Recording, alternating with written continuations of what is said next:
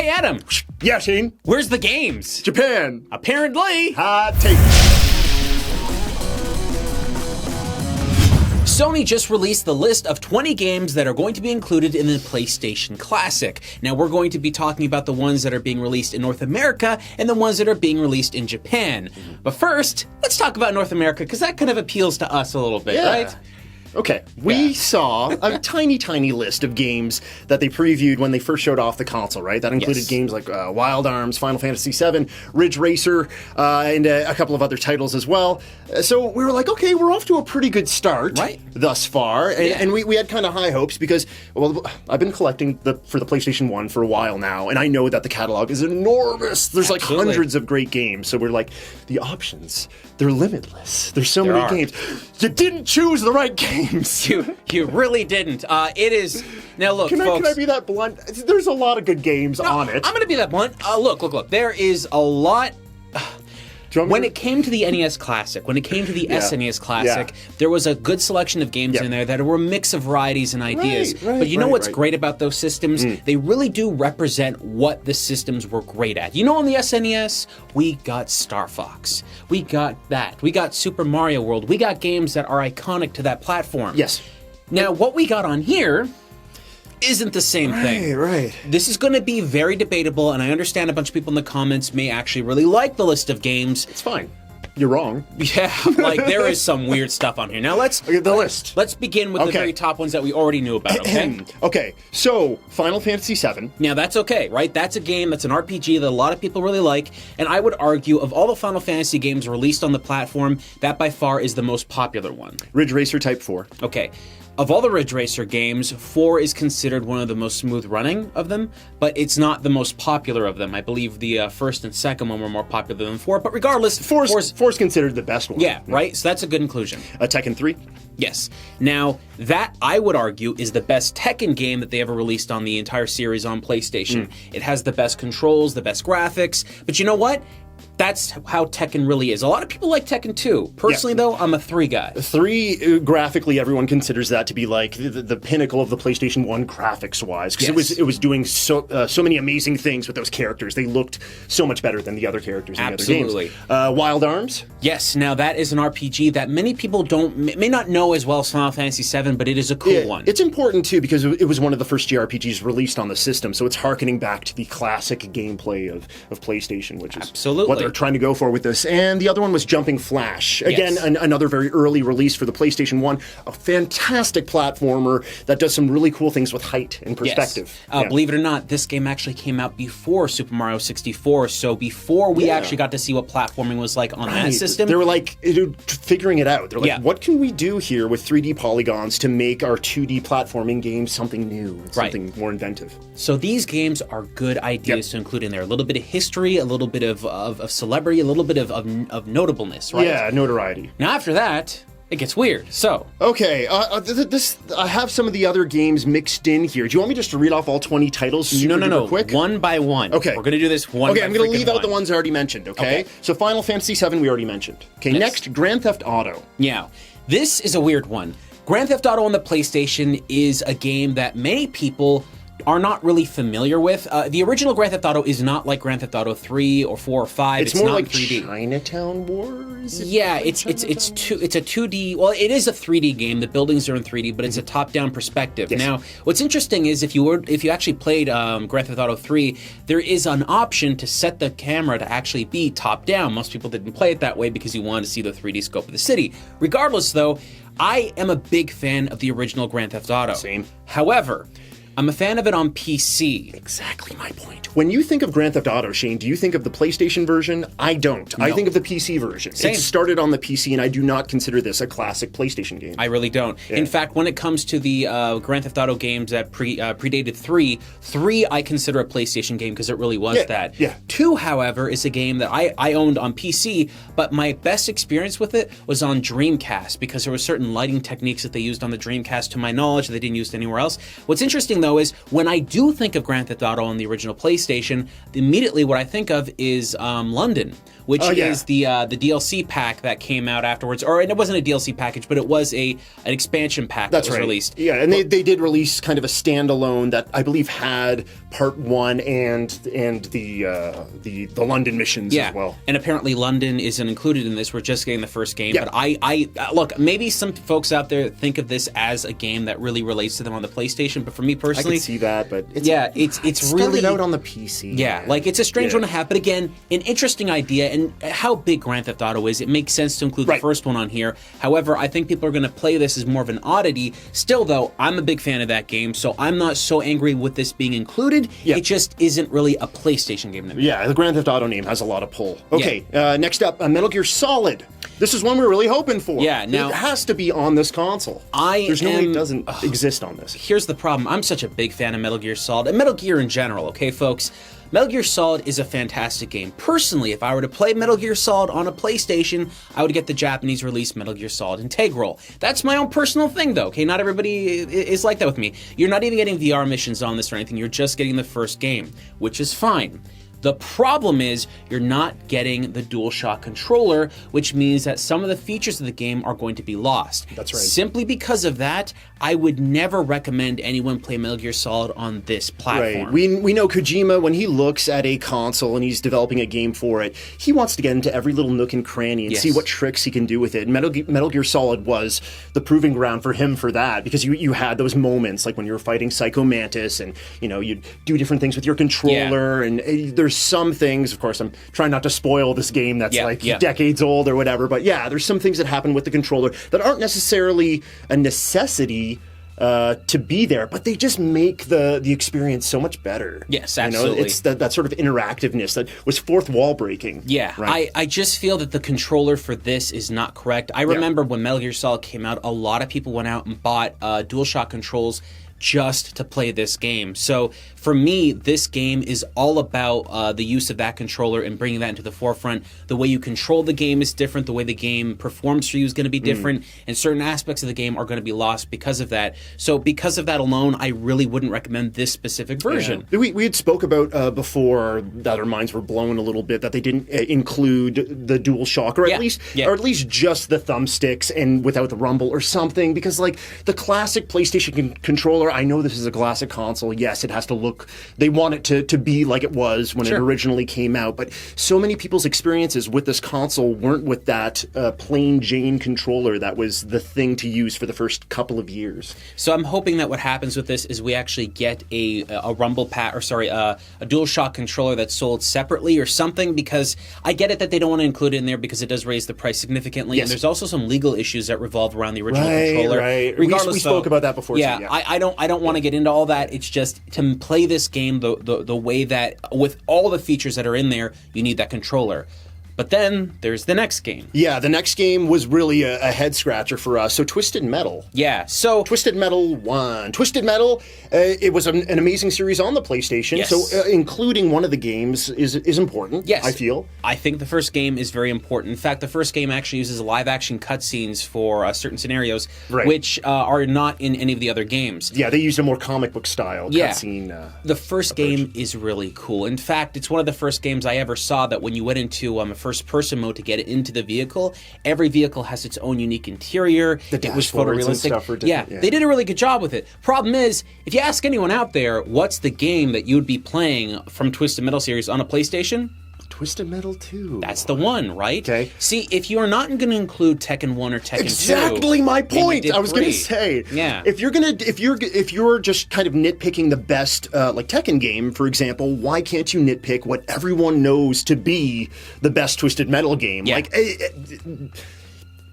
it's common knowledge that the second Twisted Metal does everything a little bit better than the first Twisted Metal. I don't mind the first Twisted Metal. It's a good game. Yeah. It's a good game. The second Twisted Metal was a great game. Yeah, see, that's just the thing. It's so confusing to me to see that happen, that they would not include the one that everybody really identifies with the PlayStation. Yeah. When the first game came out, it was really impressive. A lot of people were excited about it, but it was that revision and that change and that figuring out of assets to make the second one so good, it really did make that game stand out. So to not see that in there kind of a confusing thing. Okay, next up is Oddworld Abe's Odyssey. I love this game. I bought it on launch day because I had seen trailers and different footage for it. It is a 2D sort of puzzle platformer with a really great story. There was a remake just recently called Oddworld New and Tasty, which is quite good as well. It's a really good game. I can see why it's on the system, but I could also probably do without it. Personally, for me, because there's a remastered version out there, I don't see the need to have this on here. However, I think it's a good game, and if this is going to get some people to play it, it's a visually impressive game on the PlayStation. And again, the story is really fantastic. It's this whole dystopian, otherworld sci-fi kind of thing.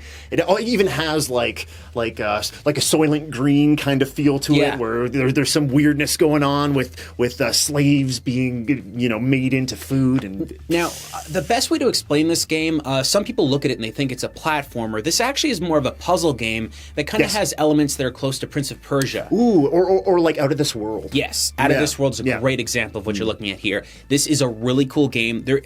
Honestly, when I think of this game, I think of it on the PlayStation. I think a lot of people really consider it as such, but because the remaster came out so recently, that's something that I think could work against it. However, regardless, I believe that's a good inclusion personally. I think it's a good idea. I could kind of take it or leave it, despite how much I love the game, because I feel like there's so many other great games out there they could have put on this console, but I'm all right with it being there. Next up, we have Resident Evil Director's Cut. Now, this, again, has the same problem we have with Metal Gear Solid. Yeah. Resident Evil Director's Cut, one of the reasons why that came out was because the Director's Cut put in Rumble, right? And that feel of how you control the game with the DualShock control, that is what Director's Cut really was all about. The original Resident Evil that came out didn't have that. It depends, Shane, because there were two different Director's Cut. I think one was a simple tweak to some of the gameplay mechanics, and one was the Rumble/dual stick. Yeah. So I'm not sure which one we're getting. I'm kind of thinking we're getting the second or the first. I would have to assume we get the latest version of that game. Oh, right? see, I was thinking we're getting the first revision because that would take out like the DualShock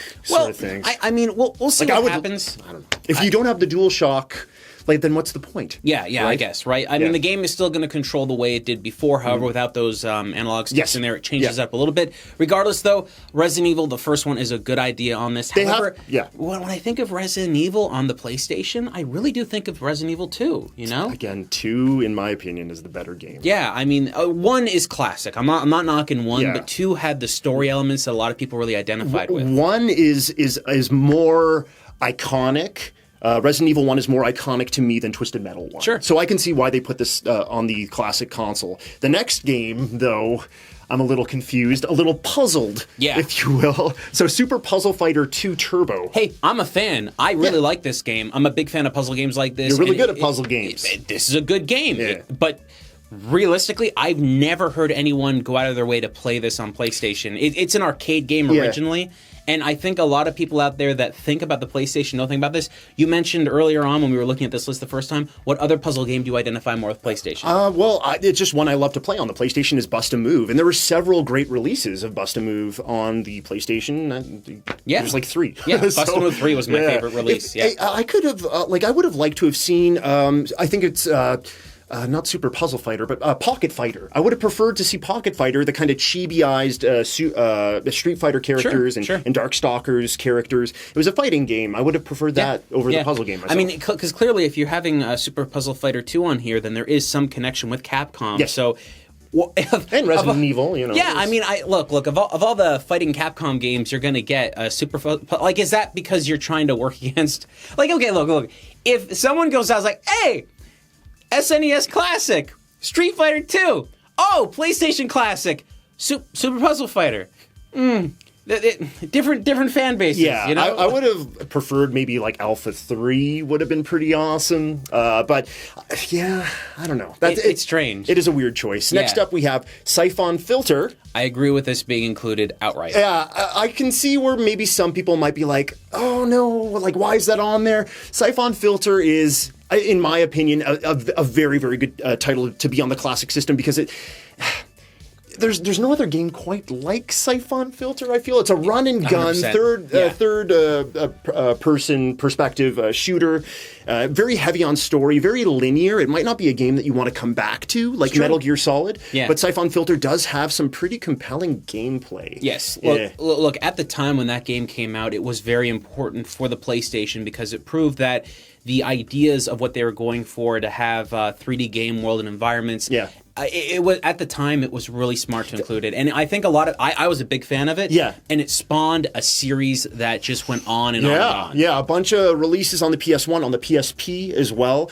Siphon Filter, to me, I've spoken about this before on the show. It came out, a demo of it came out at the same time as Metal Gear, and for me as a kid, it was hard for me to choose. I remember I could buy one of those games, and I think I wound up going with Siphon Filter at the time because I got Metal Gear later. But I was like, they're both really good, but in different ways. And since then, I think Metal Gear is a far better game because it has a replay factor and just so much to it. But Siphon Filter, it was very cinematic for the time, and I think it does hold up. The movements were very fluid, and it wasn't as janky as some other third-person action games. There's like this very cool fluidity to the animations of the character running around. You can burn people with the taser. Yes, you can. Look, Siphon Filter definitely deserves to be on this list. If for nothing else, the idea that the developers that made this game, do you know what their previous game was? No, I don't. You want to know? Yeah, Bubsy 3D. They made Bubsy 3D, and then they made Siphon Filter. Okay, bam. All right. That game deserves to be on here just because the developers went from that to Bubsy 3D does? No. No. Siphon Filter, okay? Now. Okay. But it keeps going.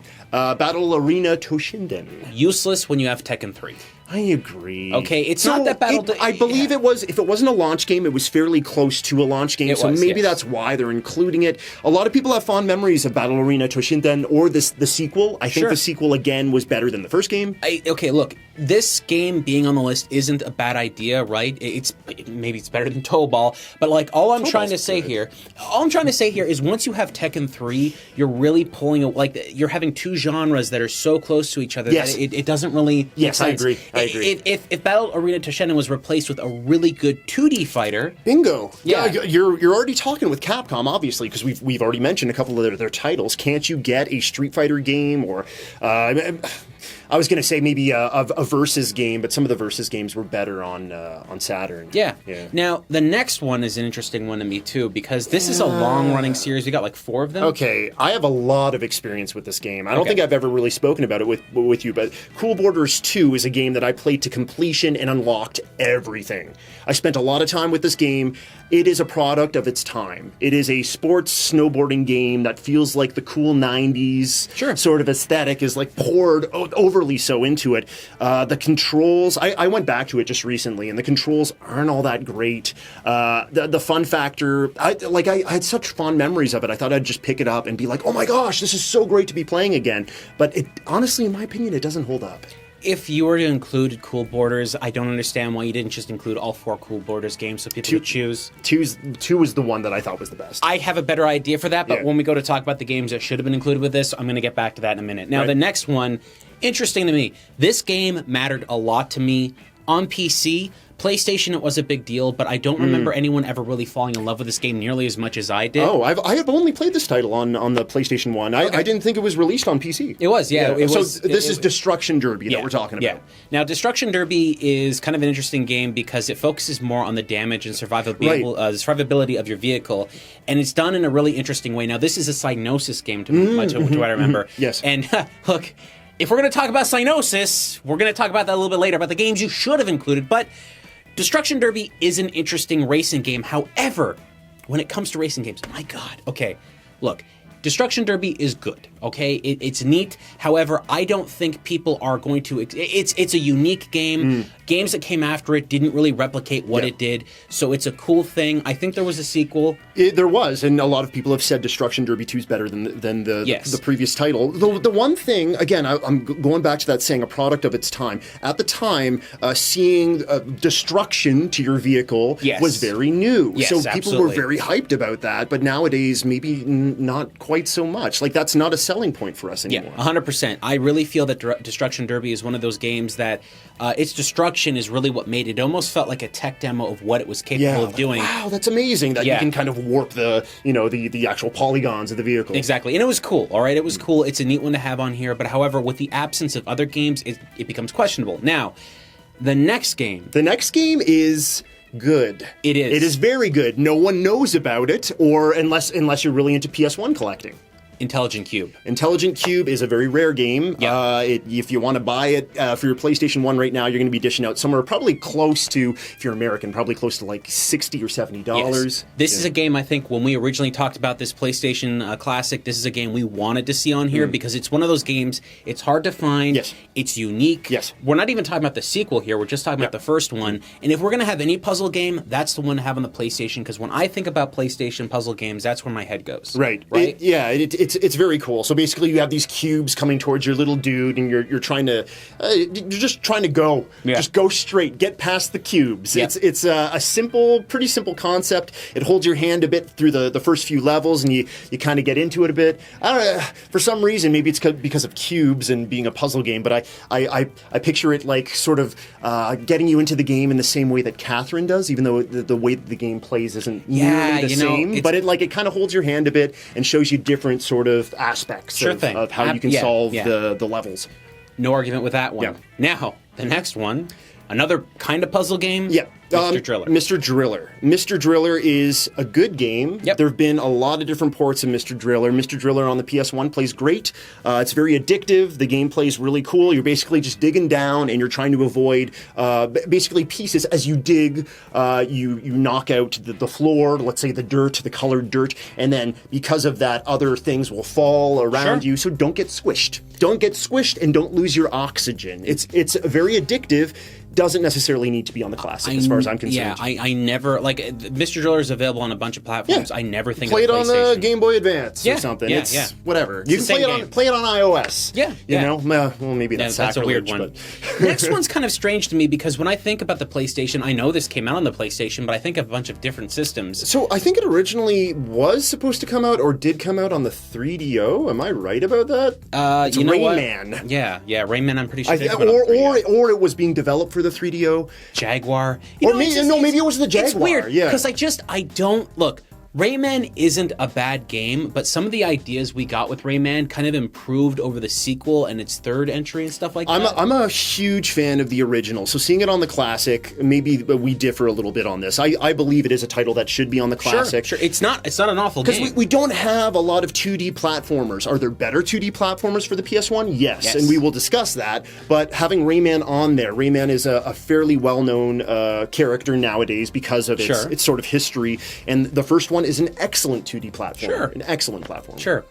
How about the next one? The next one is, hey! This is weird. Do you not want to spend $150 on a JRPG that is hugely popular nowadays? A lot of people don't remember that the first Persona game came out on the PlayStation 1. That is correct. Yeah, and if you want to buy a copy of it nowadays, it is very, very difficult to get complete in box. Doesn't play anything like the modern Persona games, but that's cool. Let's see where the series came from. It has the little seedlings of the ideas where you still have like the Persona characters that you're sort of getting and stuff. This is a dark horse. We didn't even mention this last time because we did not think there was going to be a chance it would come on here. So this is a cool one to see on here, specifically because of how popular the franchise is now. When the original Persona came out, I don't remember anyone talking about it. There's no way this would have been on the Classic if the last decade of Persona fandom didn't explode, right? Yeah. If we didn't see that, this game would never have been on this console. For at least not in North America. 100%. For Persona fans, this may be the reason you buy this system because it is cheaper to get it here. I don't have a physical copy of Persona for the PS1, and I collect PS1 games and JRPGs specifically. I'm keeping my Classic pre-order. I always see the Japanese version. I never see the North American version out there. Persona 2 was released on the PS1 as well. But the last game. See, this one, Ubisoft gets Rayman. I get that. Yeah. But why did they put Tom Clancy's Rainbow Six on the PlayStation 1 Classic? This makes no sense to me. Again, we talked about Grand Theft Auto. Grand Theft Auto, to me, is a PC game because it came out there first. It plays best there. Rainbow Six is vastly superior on the PC. Oh, I will give you GTA. I will literally say GTA on the PlayStation runs fine. But Tom Clancy's Rainbow Six on the PlayStation is not the way you should be playing that game. That is a PC game through and through. It's better on PC. The tactics are better on PC. Everything about that game is PC. Why they even bothered to put that on the PlayStation in absence of many other titles is so confusing to me. And I think that that kind of tells me that they didn't know what they were doing on here. And if the argument is on licensing, that doesn't make any sense because they didn't make that game. That's a Ubisoft game. They had to go out of their way to get that game. You know what, man? They had an opportunity, I'm sure they had the opportunity, to get one of the best first-person shooters on the PS1. Instead of this, Insomniac Games is still tied to PlayStation, and they made Disruptor. And that is a dark horse that people love to death. Sure. Like, you could get that on here so easily instead of Rainbow Six. I don't know who's going to be excited for this. I mean, I guess they had to have an FPS on here, but see, the problem is the moment you don't have the analog sticks, many of the really good FPS games that came out, right? Those ones ended up using those sticks. Yeah, so there I don't are think a lot Disruptor of games. did. No. These are early state games, right? It's just... It's such a strange game to have on here. Look, if you really like FPS games in the modern sense, Tom Clancy's Rainbow Six is really not like that. It's supposed to be a game that is all about the slow movement, the precise tactical planning. Yeah, it's a good game, really good. Well, I would say that the later iterations on console are good. You want to pick up like Rainbow Six, was it Vegas? Yes. Yeah, it's fine. The 360 Rainbow Six games play well. PS1, not so much. But now let's talk about the other version of the PlayStation Classic that's being released in Japan that has a different collection of games. You mean the better version of the PlayStation 1 Classic? Yeah. I mean, look, this is going to be subjective again, but yes, folks... of course it is. There are some games that repeat over here on the Japanese release. Yes. Obvious ones you could consider like Metal Gear Solid and stuff like that. Yeah. Well, do you want to... I can list off the games that are not included. So the games that are not included are actually some of the games that we had spoken about. Like, why are they included in the console? So we have Grand Theft Auto. Yes. Right, which we'd spoken about. Twisted Metal. Yep. Oddworld, Abe's Odyssey is not going to be included. Siphon Filter. Yep. Cool Borders 2. Yep. Destruction Derby. Yep. Rayman. Yep. Tom Clancy's Rainbow Six. So most of the games... Really? Can't imagine why that wasn't included in the Japanese release. Man. But Japan gets a couple of other ones. Yes. Now, here's some interesting things that you got to consider. Arc the Lad 1 and 2. Now, you might not know this game unless you're an RPG fan, but this is actually quite a phenomenal series. Yes, we got a version of this in North America that combined, I think it was most of, if not all of, the Arc the Lad games from Japan. It was a Working Designs collection, which included several of the games. I think it also included Arc the Lad Arena as well. It isn't a straightforward JRPG. It's more of a tactical RPG, a JRPG like Final Fantasy Tactics, for example. Really great games. The storyline's fantastic. Would have loved to have seen these in a North American version. See, that's the thing. Those games are harder to come by around here, and they're very expensive. Yeah. And they've proven that they can work with that company because they're coming out on the Japanese release. So the fact that we're not seeing that over here is kind of a shame. I think a lot of what we're seeing, the contrasting games on these two consoles, have to do with sales. And I think the Arc the Lad collection, it was more of a rarity here. Working Designs games, they had the runs weren't the biggest in the world, and they were like kind of collector's edition boxes and stuff. I won't agree with the sales thing. We're going to talk about that a little bit later too. Yeah. Now, Armored Core, which is a fantastic mech fighting game, that's available on the Japanese release, but not on the North American one. That actually sucks. I really like Armored Core. Yeah, Armored Core is really good. It has a nice blend of action and RPG stuff. I'm seeing kind of a pattern where if it's not a straightforward JRPG, maybe that's another reason why it's not brought over. Maybe that's a little more confusing, or they suppose it's a little more confusing for a North American audience, but it's not. So to my recollection, there is no shmup or shoot 'em up on the PlayStation 1 North America release, but you're getting two on here. So G Darius, amazing game. Yeah, G Darius was released in North America. It was. A lot of people say it is one of the best Darius games 100%. of all time. And yeah, I have it. It's really, really good. And we don't get that. And then there's also Gradius Gaiden. Yeah. We never got that. Yeah. But I mean, it would have been cool for that to be on the North American. We did get that, but it was later released on handheld in a collection, right? We never got the PlayStation 1 version of this. G Darius Atari's at least in that regard. It's really, really, really, really good. Another puzzle game that was kind of popular a little bit, but it didn't. I don't think it had the big impact in North America, so I understand why Would it's have not been in there. better to see than Puzzle Fighter, in my opinion, I agree. is Devil Dice. Yes, because Devil Dice only came out on the PlayStation. It didn't come out on any other platform at the time, anyway. So this is one of those things where I can see that being a part of the North American release, where Super Puzzle Fighter, again, available on multiple platforms, not really iconic as a PlayStation release. Yes. Then there's also Saga Frontier. Yeah, Saga Frontier is it is a JRPG game where you can play as multiple characters with sort of branching stories and stuff. Your battle system is a little bit more complex, a little different from what we're used to. Again, this could be, we don't want to scare away people that are more familiar with the more simplistic turn-based JRPG games. This was released in North America, and I think it did do relatively well. It was released kind of around that big bubble that popped for JRPGs around Final Fantasy VII. Now, obviously, we are not Japanese gamers, but Final Fantasy VII is going to be on here, but it's the international version, which is a little strange to me. It's a little tweaked. So we got the North American version, of course. We got the North American version, and the North American version had some changes and stuff. And some people maybe thought that those changes were a little bit better. Some story changes, some gameplay changes. So this is that version being translated back over to Japan with some included like bonus materials that are kind of the background of the making of the game and stuff like that. See, that doesn't make any sense to me because you're still getting Metal Gear Solid and not Metal Gear Solid Integral, which is the better version of Metal Gear Solid. But when it comes to Final Fantasy VII International, I am not the biggest RPG player in the world, but I will say this. I know for a fact that some of the translations they did for the North American release lose some of the nature of the Japanese jokes that were originally written in the first one, including some references to pizza and stuff that don't make sense in North America. Right. So the fact that they've done this, it's confusing, right? Why would you do that if you really want the original to be represented here, using the international version makes no sense. Like, there's no rhyme or reason what they're doing here. But the last game they have on here, the last game made me hit my desk. Yeah, I am not a violent person. I was like, they're getting Parasite Eve? And we're not. We're not getting Parasite Eve? Parasite Eve is a classic. It really was. And just because it's like, it's not a traditional JRPG, but its battle system is so good. It's really cool, and the way that you can kind of take weapons and upgrade them, it's a highly addictive customization and gameplay, and the story is so cool. Think of it like Resident Evil meets an RPG kind of aesthetic, and the New York setting. Yeah, right. It's like the soundtrack, everything about it is gorgeous. Even some of the FMV sequences are horrifying and beautiful at the same time. Like, it is a classic. The intro is still in my JRPG. head. I mean, I'm not even a big player of that game, but every friend I had that had a PlayStation had Parasite Eve. So not to see that on here is crazy.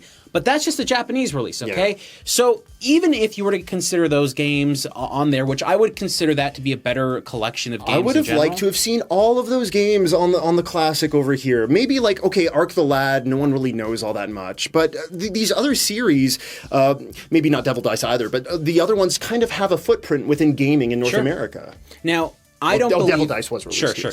I don't believe that there should have been a 20-game limit on this system because there is some stuff that downright doesn't make sense to me, okay? Yeah. Now, look.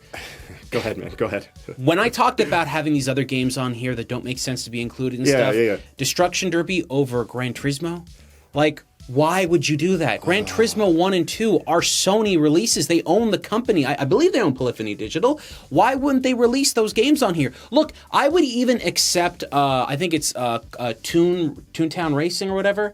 I know exactly what you're talking about. So there's actually a cartoon-style racing game that the creators of Gran Turismo made before Gran Turismo, where many of those mechanics and ideas were coming forward and coming to their own. I would understand that over Destruction Derby. This is a very iconic series, the Gran Turismo series, and to not have it on PlayStation is confusing to me. Yeah, it's downright insane as far as I'm concerned. If you want to talk about like Toon Racers, for example, hey, PlayStation had a mascot at one point, what many people believe to be a mascot that was constantly yelling at Nintendo, Crash Bandicoot. Okay, Crash Bandicoot was re-released on the Insane Trilogy, but why not include Crash Team Racing? It is a classic.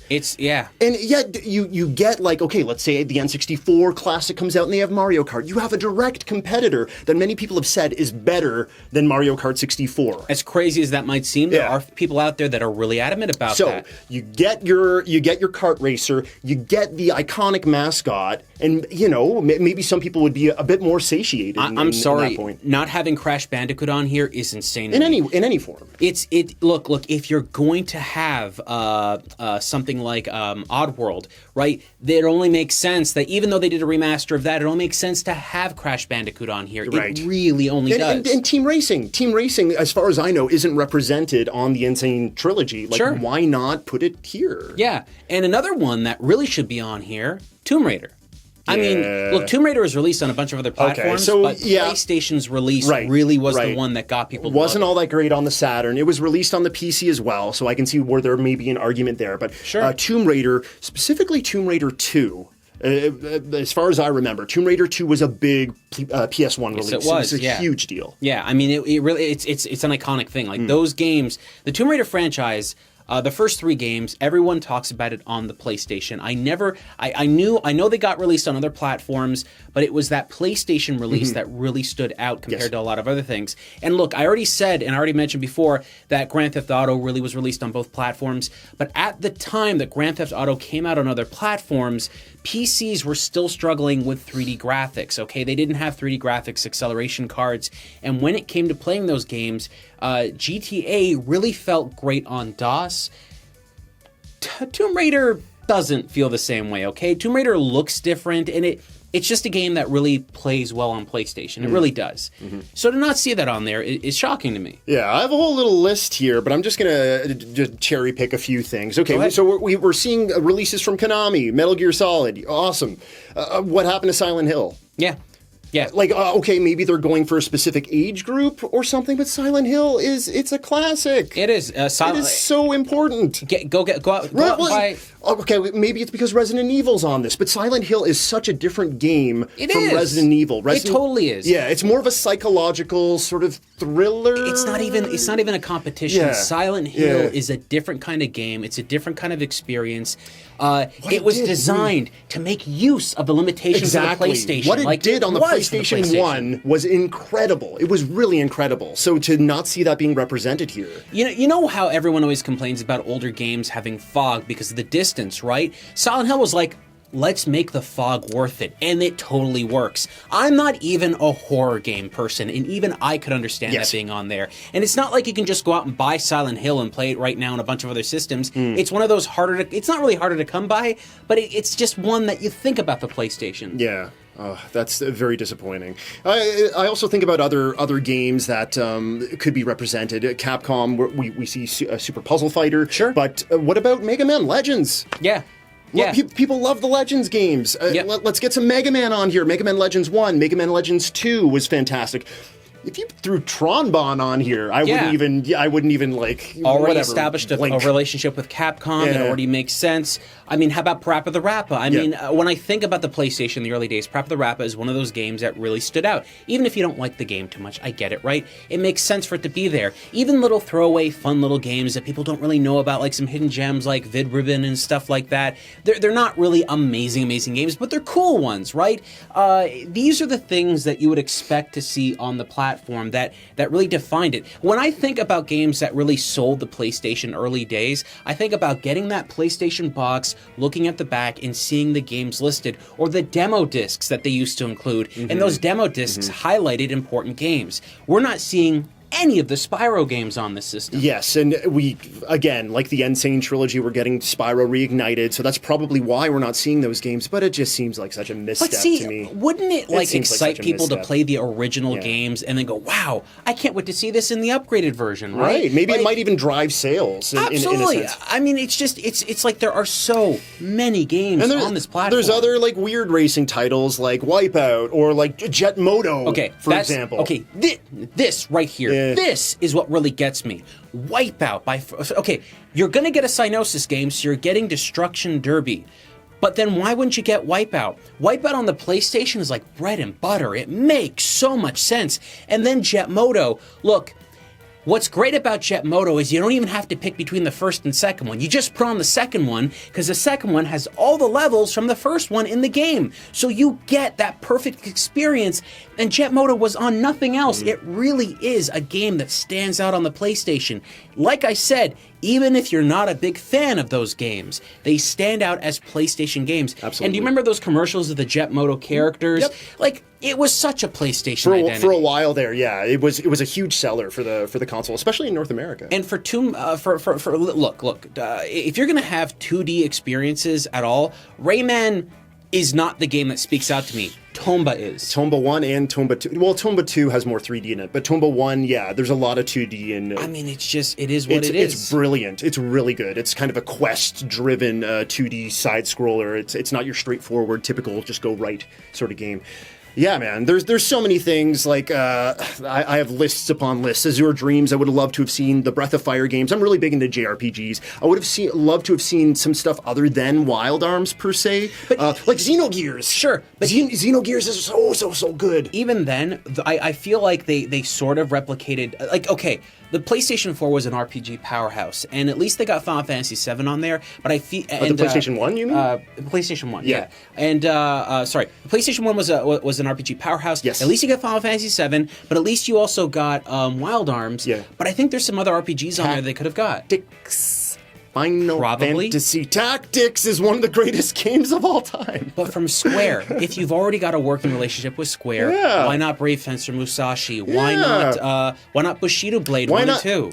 If you don't want to release another JRPG, why not Einhinder, one of the greatest spaceship shooters of all time? I mean, it feels like they missed a lot of the key stuff here, and I don't understand why. Yeah. If the idea here was to make a PlayStation Classic system that captured a lot of those classic games, what you mentioned was, maybe these sold more. Well, no, the top-selling games, I actually looked at the list, the top-selling games on the PlayStation, barely any of them are represented on this collection. So that's a shame. So I'm really wondering what the method to the madness is behind all this. Right? The games that are on here are some good ones, some ones that are a little questionable, but even with the use of the controller, it prevents me from wanting to recommend this, because without that, without the DualShock, dual analog sometimes you miss some of that. Like, look, without the analog joysticks, you can't get games like Ape Escape, right? I get that, but they should have had it in there so we could play Ape Escape. It's the only way you can play Ape Escape is with that system, and it really does stand out. It should be an Ape Escape machine. Yeah. Solely an Ape Escape machine. Wow. Just give me Ape Escape and I'll be satiated. Other games, like, okay, you've got Twisted Metal on here, so I understand why you wouldn't put on Vigilante 8. Like, not everybody remembers Vigilante 8 and stuff like that, right? Yeah. But when you've got such other classic games that were so prominent on the PlayStation's platform, just to not see them get talked about at all is so confusing and so strange. Symphony of the Night. Yeah, like I know there's been a re-release, but whatever, man. They've been working on this for a while. They should add Symphony of the Night on there. No, they should, right? I don't feel like any game franchise is represented well enough, right? Yeah. It's disappointing. It really is. The product as a whole to me is just disappointing. And I think that's really what our problem is with this. When we looked at this list, we saw real questionable choices that don't really represent, I think, the majority of fans out there. Mm-hmm. And at the same point, right, the only reason there's 20 games on here seems to be because they had some built-in limitation because they saw the other consoles. I think they saw the other classic consoles and said, well, that's about as many games as we're probably going to see from a N64 classic, so we should probably aim for about 20. They could have had 40. They could have had 40 and easily could have had 40. Yeah. The PS1 library, in my opinion, is one of the best. It's one of the most built-up and thoroughly fantastic libraries out there. And there wouldn't have been... Look, here's where the state is right now. When the PlayStation Classic comes out, I was honestly thinking that Nintendo was going to struggle with N64 releases because of how the copyright issues with that. But now I'm like, you can do it. You can do it. Just look, all they have to do is Mario 64, Mario Kart, and Star Fox, Paper and Mario. Walk. Not even 3 games and you beat the 20 on here. Right. How did you even do that? It's like you didn't even look at the game. Before we were positing this as like, oh, this is the battle. This is like the boxing match to end all boxing matches. But now it feels very one-sided. Yeah. I'm disappointed. I pre-ordered this thing, and I don't cancel pre-orders. Probably not going to cancel this one, but it made me think about it. it definitely made me think about it. Look, I'm just so shocked about this. Look, I guess there is some time where PlayStation could change the games. No, they're not going to change change happen. the games. Yeah, I think what you're going to see here is what's going to come out. Give us the Japanese release in English. Let me buy that one. Like, yeah, whatever. Don't even translate it. I'll just buy the Japanese version. Maybe we'll get lucky and there'll be some hidden games in there, or they'll announce more games. But look, folks, they need to announce more games for this thing. They have to, because what they've thrown on here, there's a couple here that are really interesting, but I don't think they really hit the gold that PlayStation is known for. And I mean, look, I could even keep on going with like games like Need for Speed or Road Rash and other games. Story, Grandia, Guardians Crusade, Legend of Dragoon, and Rampage World Tour, Legacy of Kain. There's Chrono Cross. There's so many fantastic games. There's some games that are better on other platforms, like Legacy of Kain better on the Dreamcast, right? You could even get a better experience on the PC. Yeah. But some of those games really did work. First Legacy on the of PC. Kain. Some of those games really did work on the PlayStation, and they felt great on the PlayStation. And just to see them get so just excused completely is so confusing. Completely overlooked. But folks, what do you think? Did this game list sound interesting to you? Are you interested more in the Japanese release than the North American one? Yeah, let us know. What games are you looking forward to? Do you think we're overreacting? Nah, impossible. Yeah, let us know what you think in the comments below. Yeah.